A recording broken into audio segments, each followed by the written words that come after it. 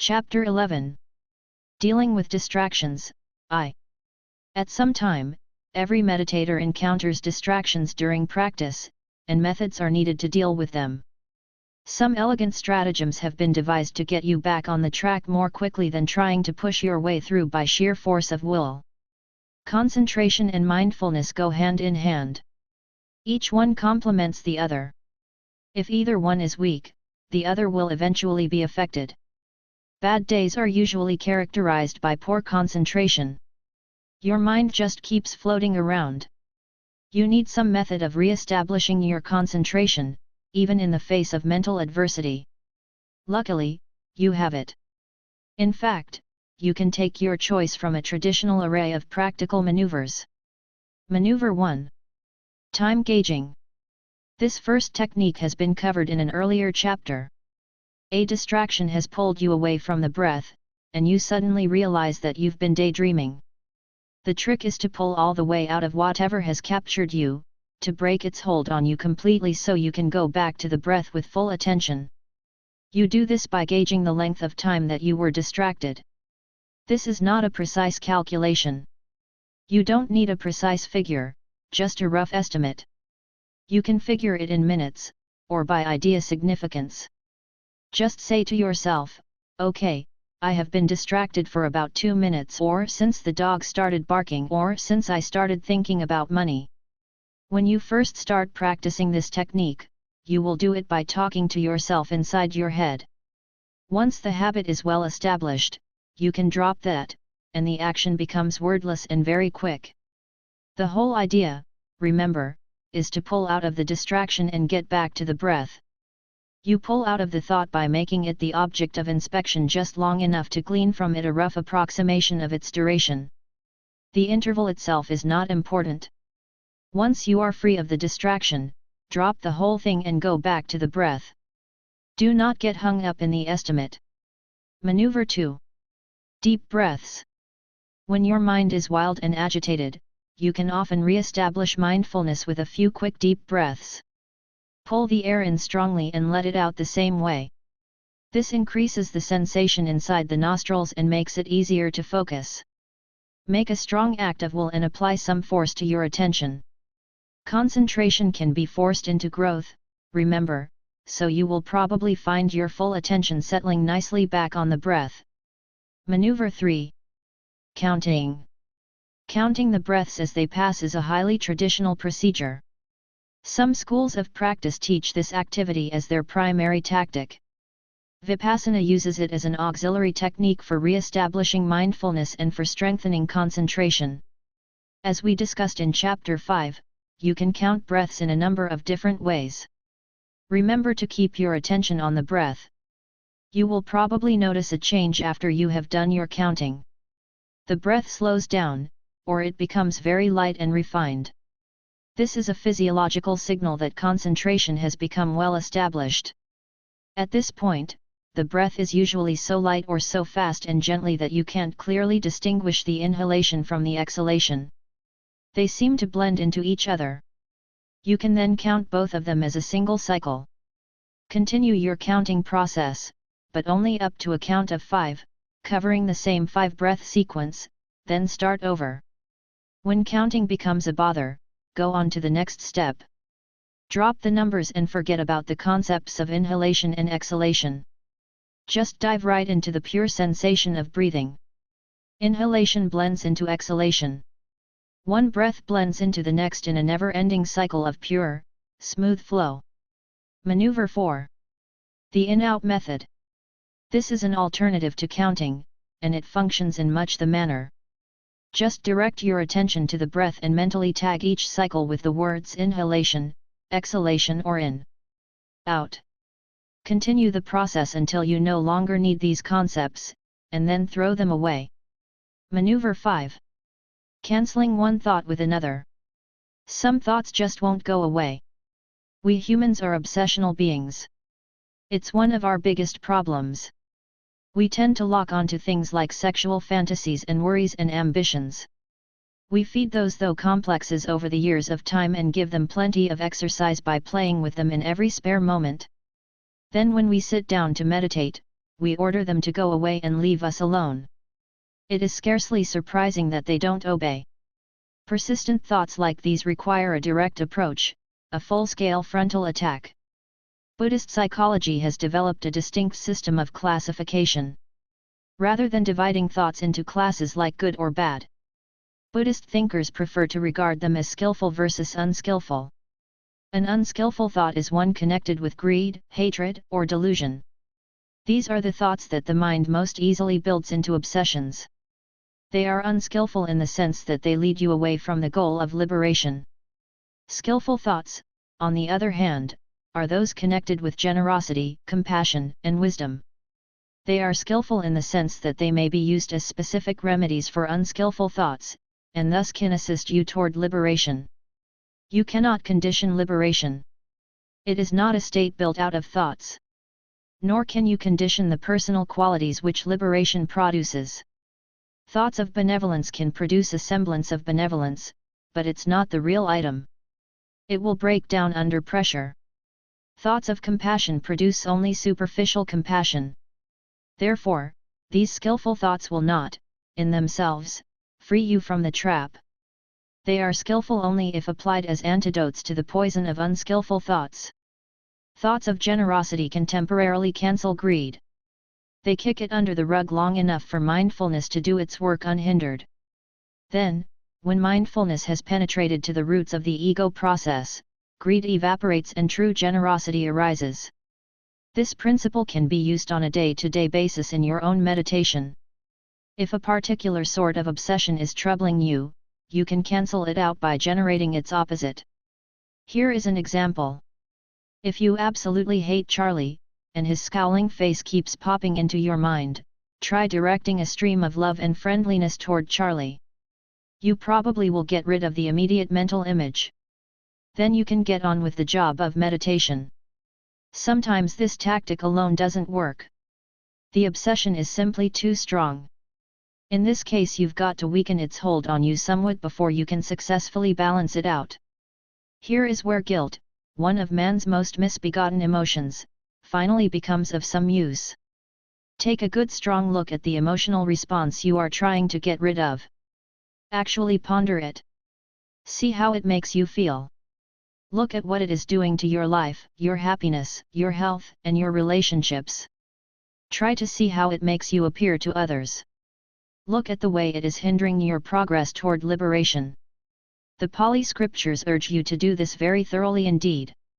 They advise you to work up the same sense of disgust and humiliation that you would feel if you were forced to walk around with the carcass of a dead and decaying animal tied around your neck.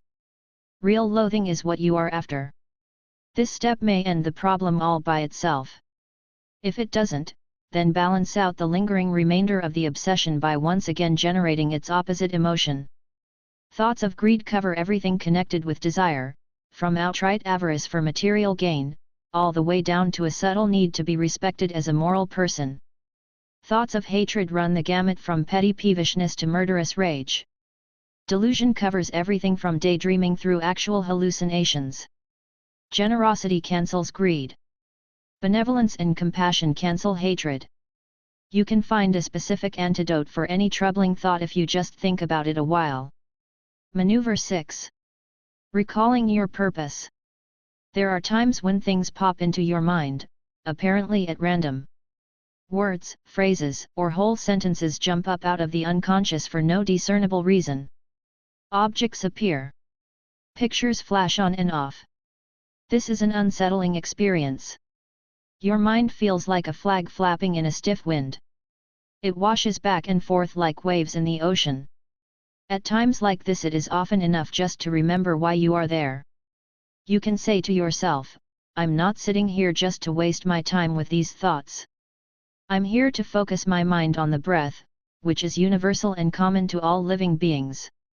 Sometimes your mind will settle down, even before you complete this recitation.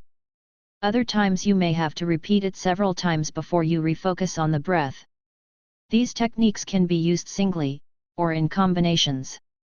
Properly employed, they constitute quite an effective arsenal for your battle against the monkey mind. Chapter 12. Dealing with Distractions, 2. So there you are meditating beautifully. Your body is totally immobile, and your mind is totally still. You just glide right along following the flow of the breath, in, out, calm, serene and concentrated. Everything is perfect. And then, all of a sudden, something totally different pops into your mind. I sure wish I had an ice cream cone. That's a distraction, obviously. That's not what you are supposed to be doing. You notice that, and you drag yourself back to the breath, back to the smooth flow, in, and then, did I ever pay that gas bill? Another distraction. You notice that one, and you haul yourself back to the breath.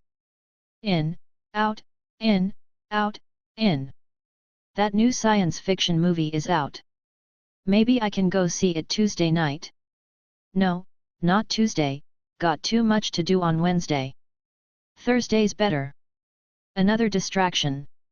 You pull yourself out of that one and back you go to the breath, except that you never quite get there because before you do that little voice in your head goes, "My back is killing me."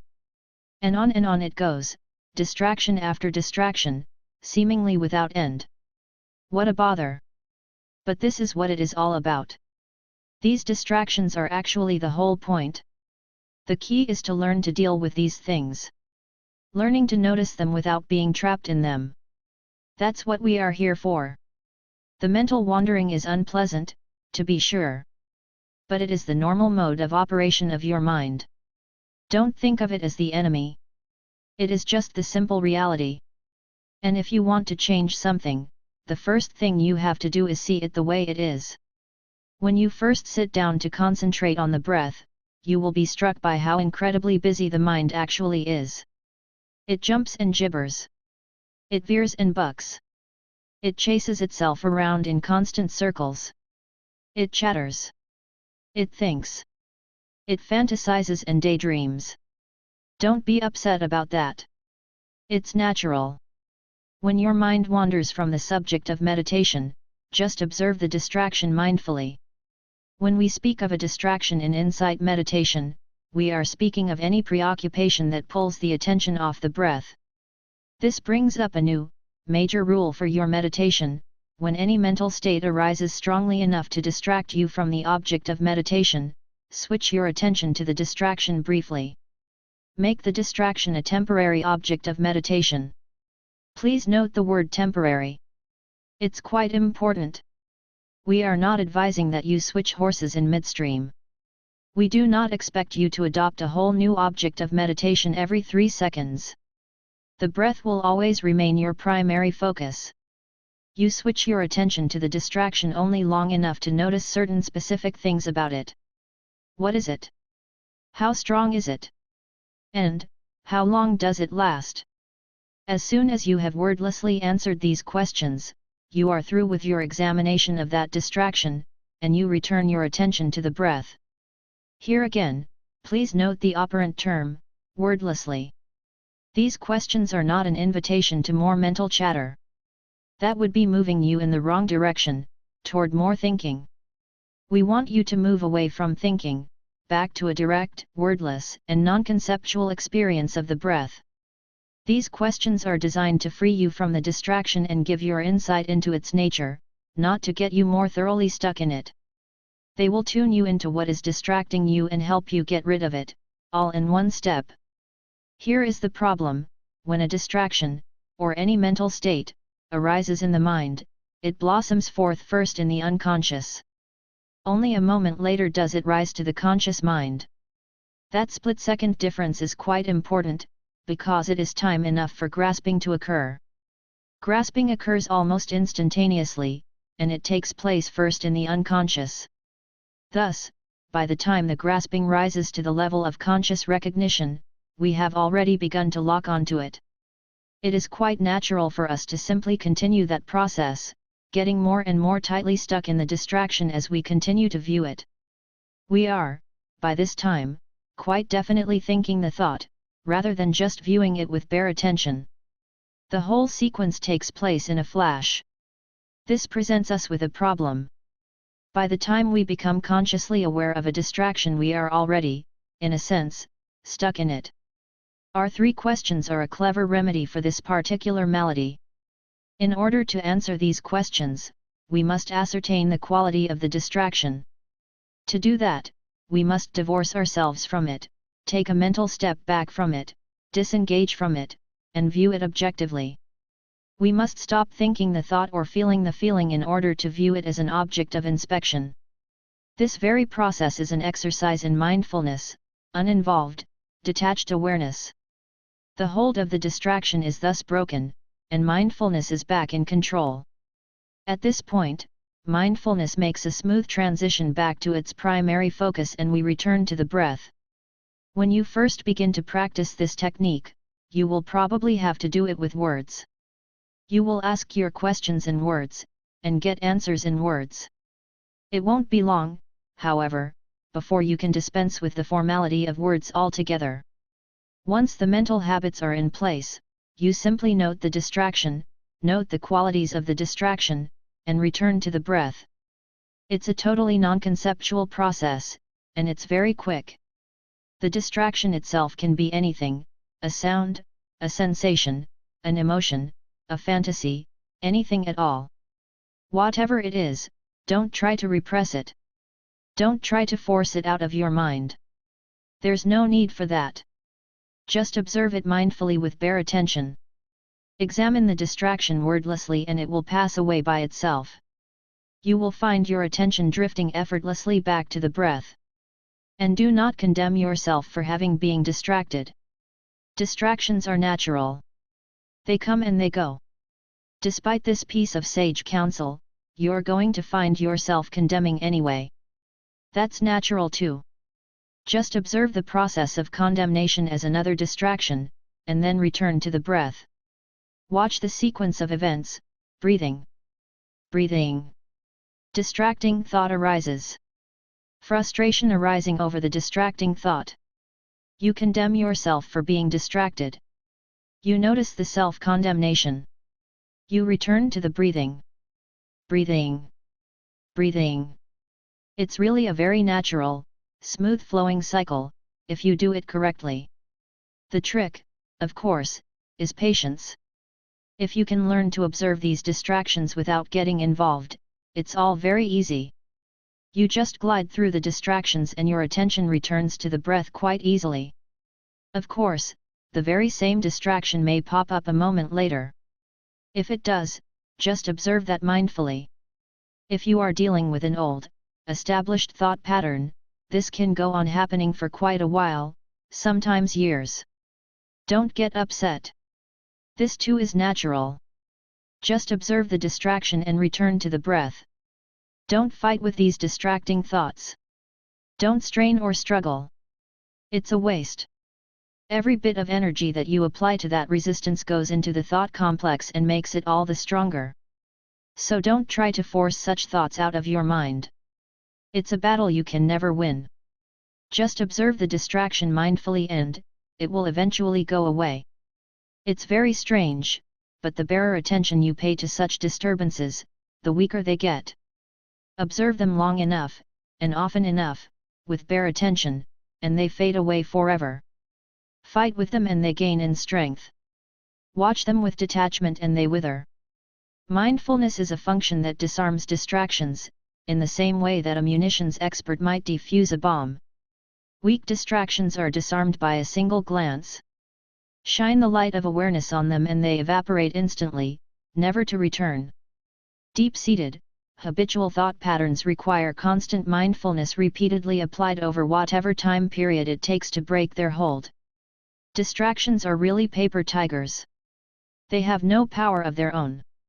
They need to be fed constantly, or else they die. If you refuse to feed them by your own fear, anger, and greed, they fade. Mindfulness is the most important aspect of meditation.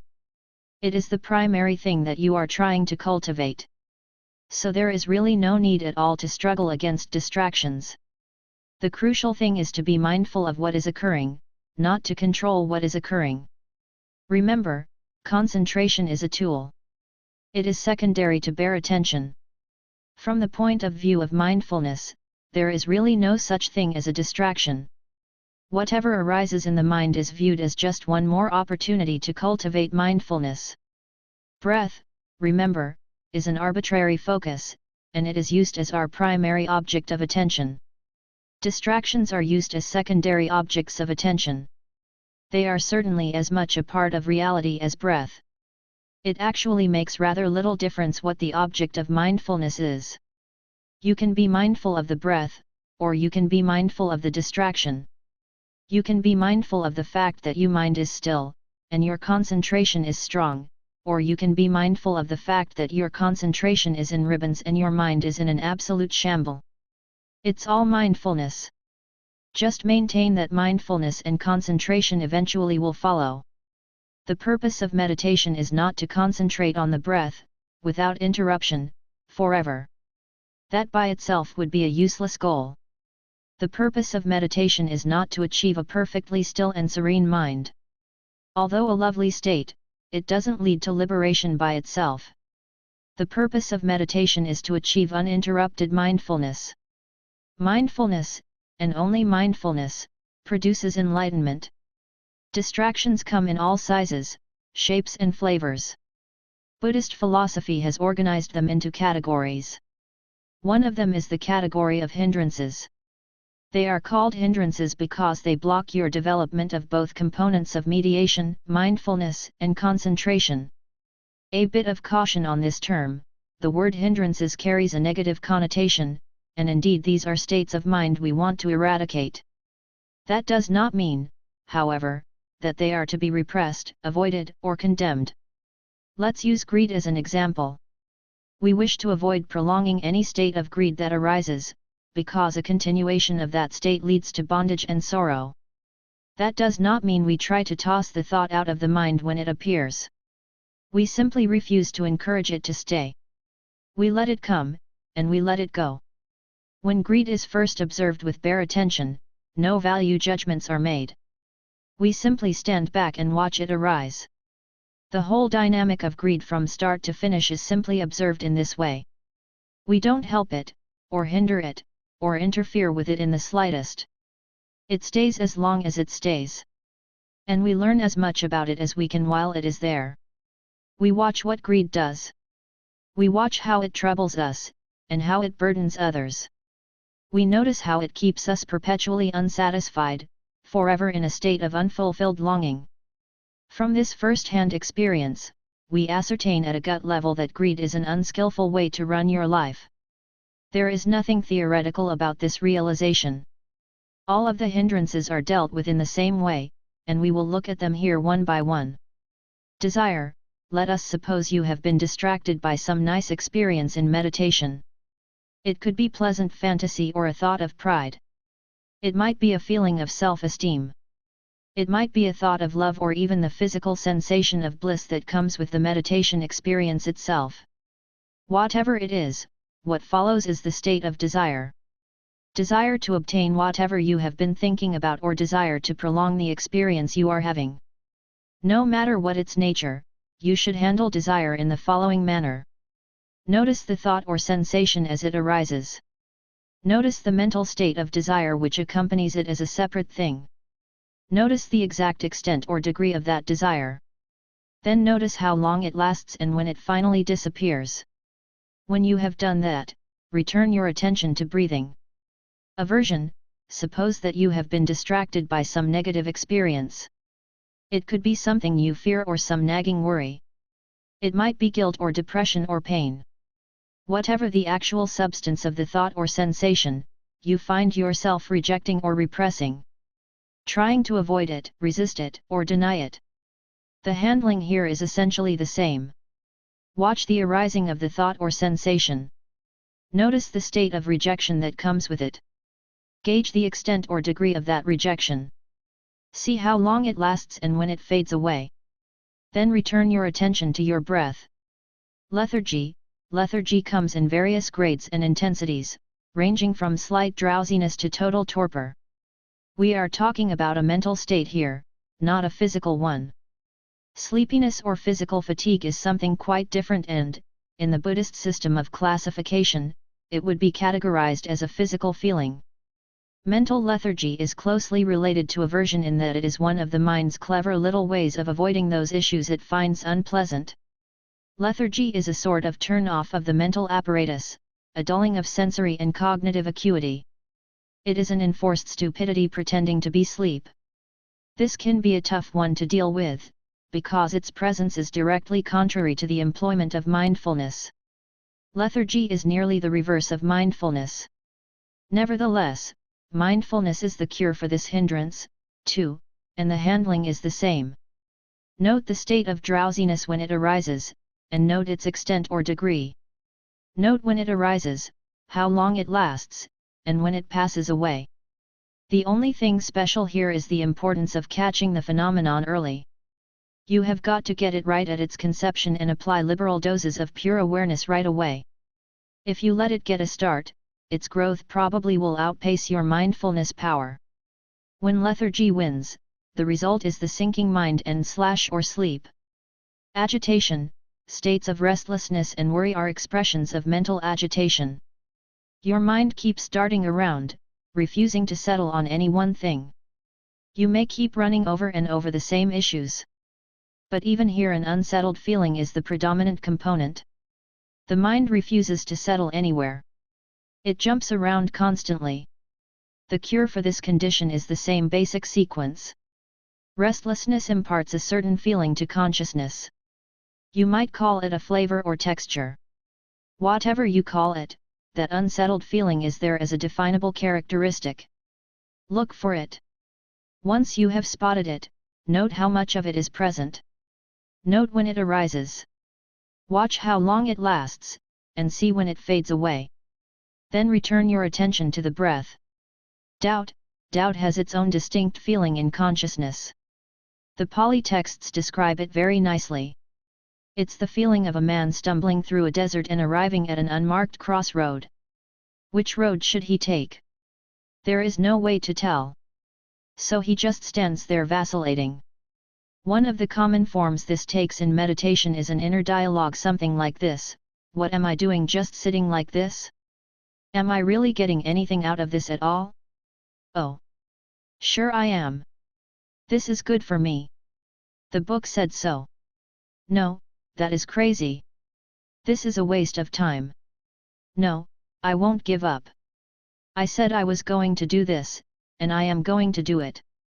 Or am I being just stubborn? I don't know. I just don't know. Don't get stuck in this trap. It is just another hindrance. Another of the mind's little smoke screens to keep you from doing the most terrible thing in the world, actually becoming aware of what is happening. To handle doubt, simply become aware of this mental state of wavering as an object of inspection. Don't be trapped in it. Back out of it and look at it. See how strong it is.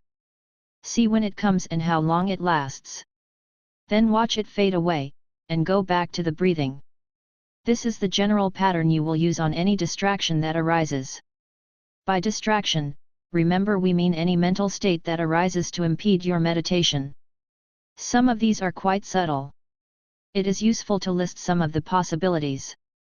The negative states are pretty easy to spot: insecurity, fear, anger, depression, irritation, and frustration. Craving and desire are a bit more difficult to spot because they can apply to things we normally regard as virtuous or noble. You can experience the desire to perfect yourself. You can feel craving for greater virtue. You can even develop an attachment to the bliss of the meditation experience itself. It is a bit hard to detach yourself from such altruistic feelings. In the end, though, it is just more greed. It is a desire for gratification and a clever way of ignoring the present-time reality. Trickiest of all, however, are those really positive mental states that come creeping into your meditation.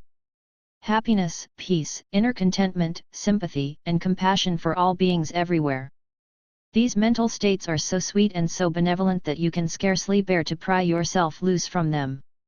It makes you feel like a traitor to mankind. There is no need to feel this way. We are not advising you to reject these states of mind or to become heartless robots. We merely want you to see them for what they are. They are mental states. They come and they go. They arise and they pass away. As you continue your meditation, these states will arise more often. The trick is not to become attached to them.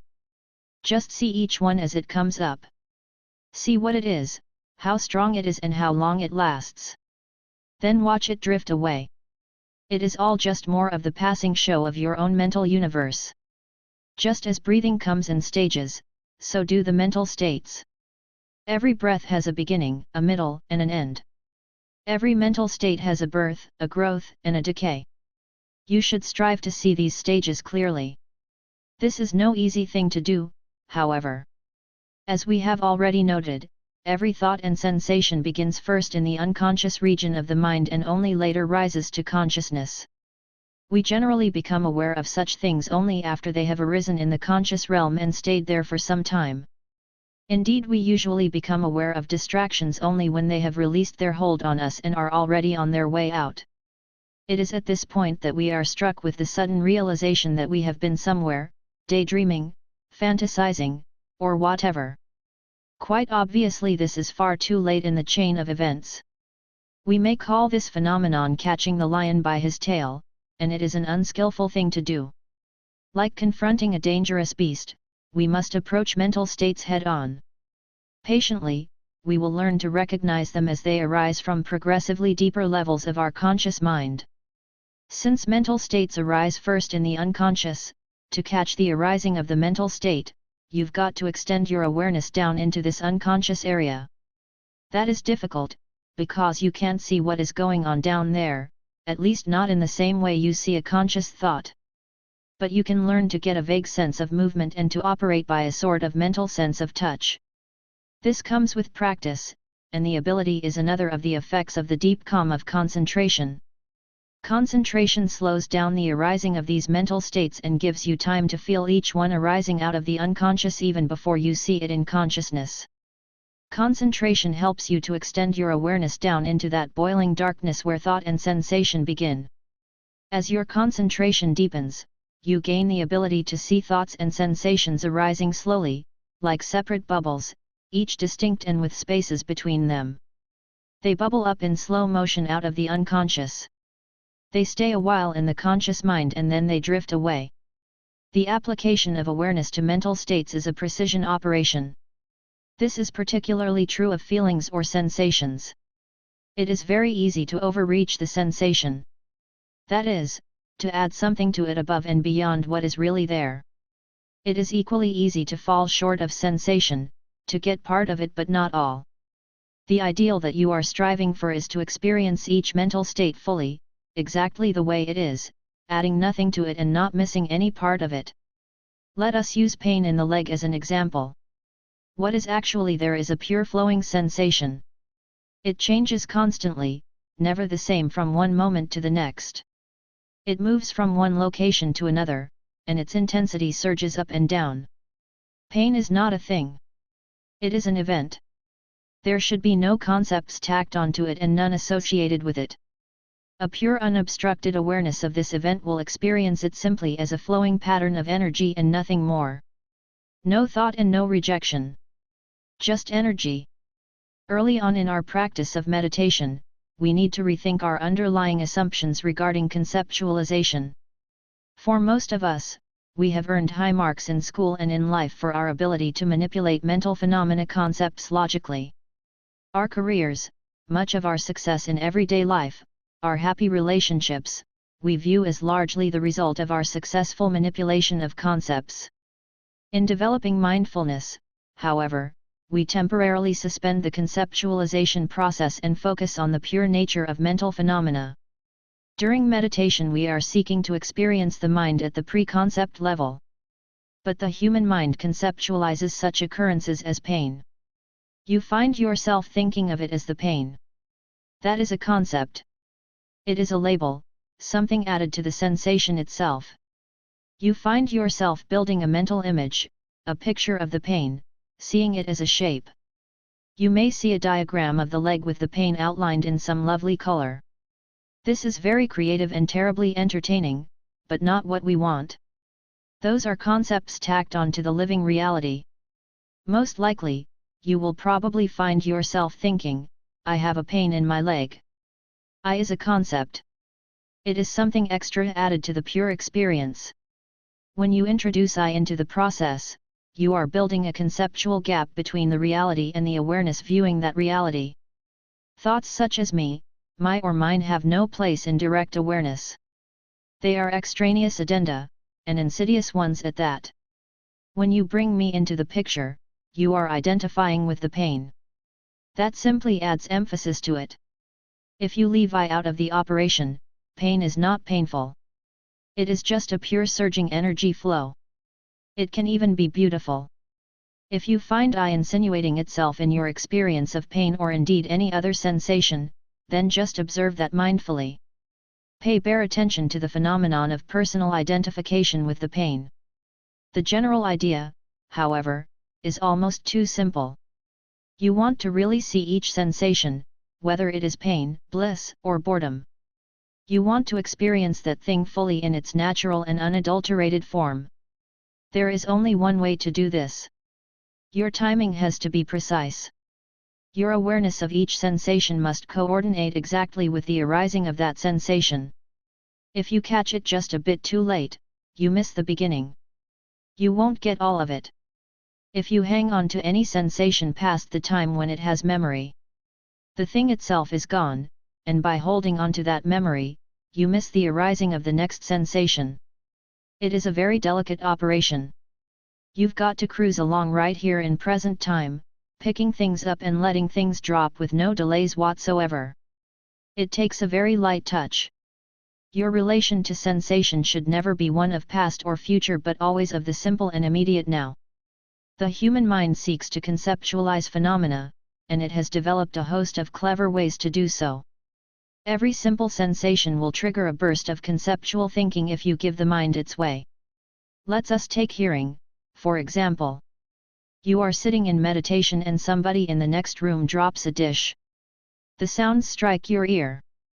Instantly you see a picture of that other room. You probably see a person dropping a dish, too. If this a familiar environment, say your own home, you probably will have a 3D Technicolor mind movie of who did the dropping and which dish was dropped. This whole sequence presents itself to consciousness instantly. It just jumps out of the unconscious so bright and clear and compelling that it shoves everything else out of sight. What happens to the original sensation, the pure experience of hearing? It got lost in the shuffle, completely overwhelmed and forgotten. We miss reality. We enter a world of fantasy. Here is another example. You are sitting in meditation and a sound strikes your ear. It is just an indistinct noise, sort of a muffled crunch. It could be anything. What happens next will probably be something like this. What was that? Who did that? Where did that come from? How far away was that? Is it dangerous? And on you go, getting no answers but your fantasy projection. Conceptualization is an insidiously clever process. It creeps into you experience, and it simply takes over. When you hear a sound in meditation, pay bare attention to the experience of hearing. That and that only. What is really happening is so utterly simple that we can and do miss it altogether. Sound waves are striking the ear in a certain unique pattern.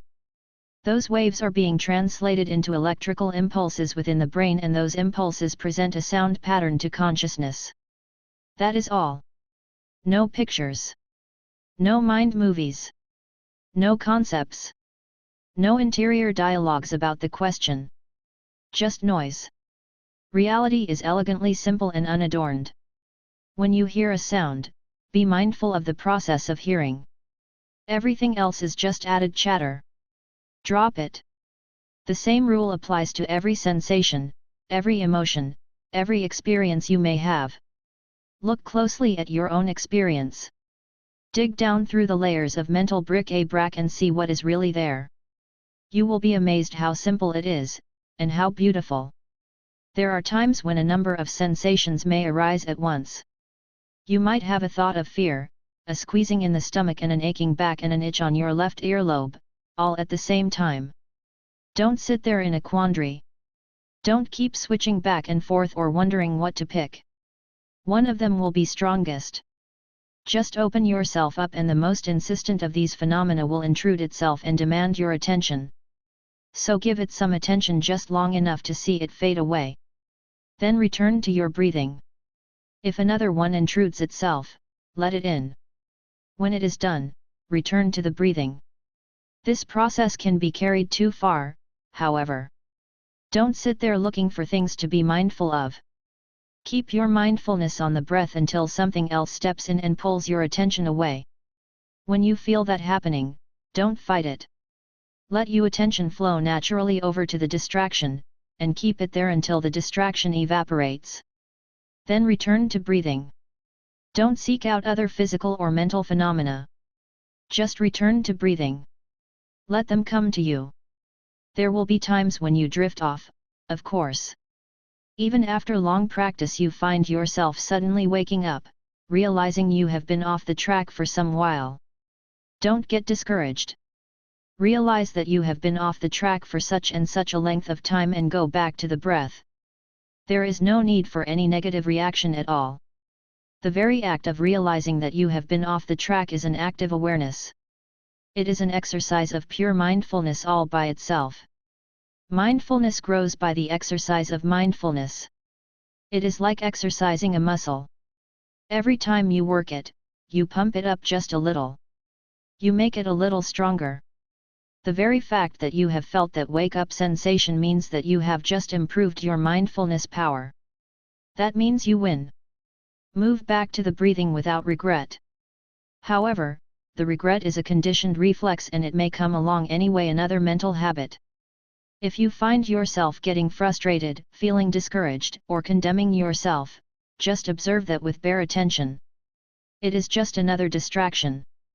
Give it some attention and watch it fade away, and return to the breath.